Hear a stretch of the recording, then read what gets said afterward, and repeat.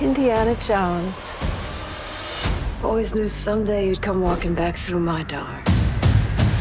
X marks the spot.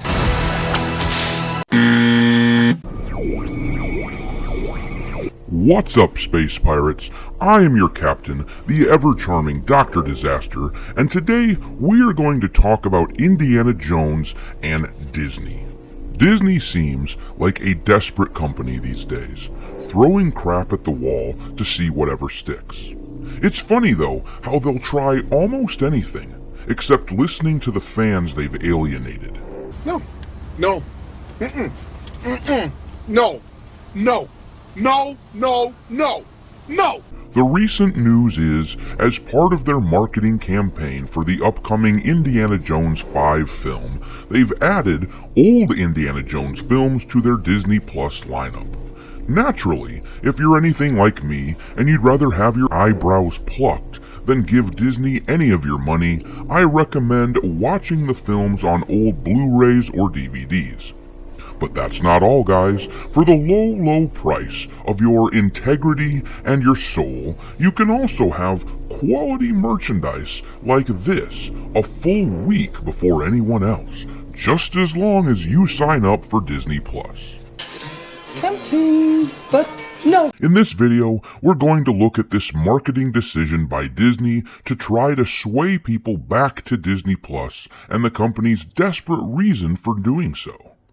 Let me know in the comment section if it will work. With merchandise like this in their merch store available right now, is there any chance that you would ever go back to Disney Plus? I'm sure you already know my answer.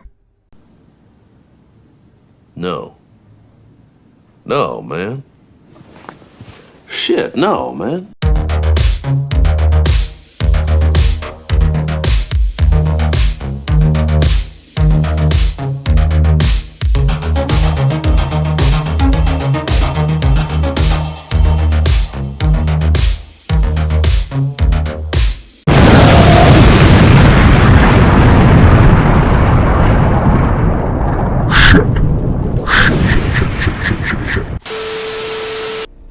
We'll kick things off here by looking at this article from Pirates and Princesses, Disney using Shop Disney to offer Indiana Jones merchandise to Disney Plus subscribers. That's actually a bit of a confusing headline. Yeah, what Disney is doing is they are putting merchandise on their Shop Disney website, and it's available only to people who are subscribed to Disney Plus. So they're trying to entice people to come and join Disney Plus again so that you can get their sweet merchandise. They think you can't live without it. The article says, Disney is offering special access to Indiana Jones and the Dial of Destiny merchandise today through June 8th for United States Disney Plus subscribers.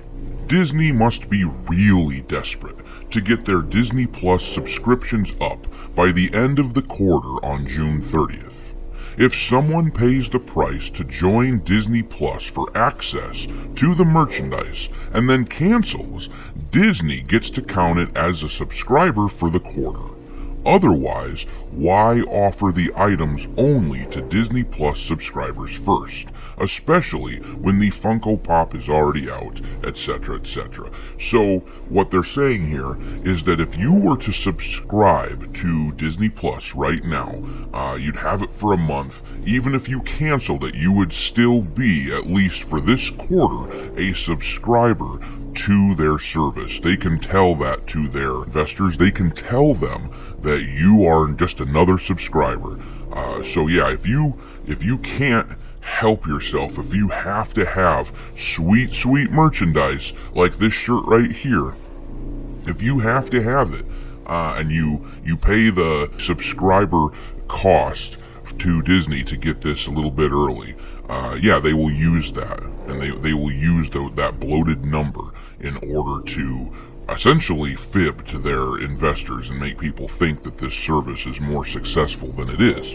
Now, why would they want to do that? Why are they so desperate to try to pump these numbers up? Well, as you may remember, This article comes from a few weeks ago. Note the date, May 10th, 2023.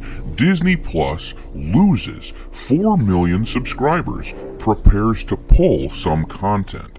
I mean, let's just be real. When you're pulling stuff off of your streaming service, like the new Willow show, as an example, so that you can write it off as a tax write-off, that's not good. That is a sign that you are struggling for cash, for liquid cash. You are struggling with the funds in your coffer. Now let's look at the actual article here. Disney hasn't quite plussed up its subscriber numbers this year. Ahead of the Walt Disney Company's quarterly earnings call today, the Bob Iger-run company revealed that Disney Plus saw a loss of 4 million subscribers. The numbers mark a continued decline for the streamer, having lost 2.4 million in its last quarter of 2022. Alright, so they lost 4 million subscribers to Disney Plus. They announced it on May 10th. Specifically, you may note, this is not necessarily an underhanded thing, but they announced it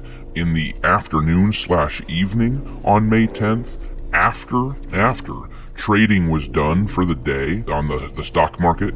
Alright, so, if we look at the last month of Disney stock prices, here on May 10th, they were at $101.14. That's where it closed at on May 10th. And if we look at the next day on May 11th, it dropped all the way down to $92. And then if you look at the rest of the month since then, the stock has just kind of tapered off. It's trailed off ever since because people are not particularly interested in a stock like this where Disney Plus, one of your premier investment pieces, is bleeding subscribers. They were supposed to be the driving force behind this company moving forward, Disney Plus was. So this is what happened after now the second quarter in a row where they lost a ton of subscribers. So now they are desperate to make sure that this doesn't happen for a third quarter in the row. And keep in mind that quarter where they lost 4 million subscribers, that happened during the quarter where The Mandalorian Season 3 came out.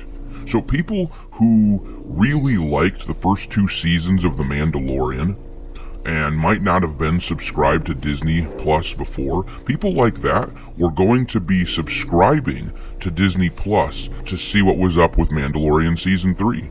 So they had that positive influence. The Mandalorian, let's face it, has been a popular part of our pop culture in the last several years. People like that show. Some people do still anyway. They might not now after season 3, and that's just the point. So season 3 was a draw for people, and they still lost 4 million subscribers. So keep that in mind now that the show is over, and the show really let people down. I'll remind you, look again here at the Rotten Tomatoes score for The Mandalorian Season 3. It's abysmal. Half the people did not like it, gave it a negative score. Actually, on Rotten Tomatoes, they have their own weighted system. If you score something low enough, they don't even count it towards their Rotten Tomatoes percentage for whatever reason.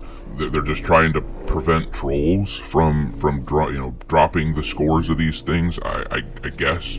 But the point being is, a good chunk of people did not like this season. But you compare that to the previous seasons, and, they were up over 90%. People love these things. So yeah, now that Season 3 of Mandalorian is done, how many people do you think are going to stick around? How many people are going to drop their subscriptions? I'm very excited to see what happens here. This won't be for another couple of months that we will find out what the Disney Plus subscription count looks like. We will have a while before the next earnings call, another 2 months or so, but I am going to be very interested to see what it looks like. And Disney will be very interested as well. That's why they're trying to head this thing off at the pass. That is why they're doing stuff like this. Oh, you can only get this merchandise if you sign up with Disney Plus. You can only get the Indiana Jones movies if you sign up to Disney Plus. It's not going to work. Let's face it, Indiana Jones 5 is already being skewered by the critics. What do you think the audiences are going to do? The critics are shills. They're often paid shills by the Walt Disney Company. They have a vested interest in Disney doing well. I mean, look at this article. Let's take a look at this one from Variety. Disney Plus now streaming first 4 Indiana Jones movies, launches exclusive merch for U.S. subscribers. Take a look, just a little ways down here, where they have to give the disclaimer. If you purchase an independently reviewed product or service through a link on our website, Variety may receive an affiliate commission. Well, no shit that these guys are going to shill for Disney at every opportunity that they have. They are always going to shill. And yet, all these critics who work for these major companies that are often paid, bought and paid for, they still couldn't give Indiana Jones 5 a good review. So, Disney is completely clueless. As I said before, they will try anything but actually listening to the fans. They will try anything. They will try any underhanded trick that they possibly can think of to try to manipulate the numbers and make it look like they're on top of their game. But they're not. They are not on top of anything, except, my list of most hated companies. Thanks for watching, me hearties. If you haven't already, your captain is inviting you to subscribe to the channel and become a part of the crew. Life as a space pirate may not be glamorous, but there's always plenty of booty.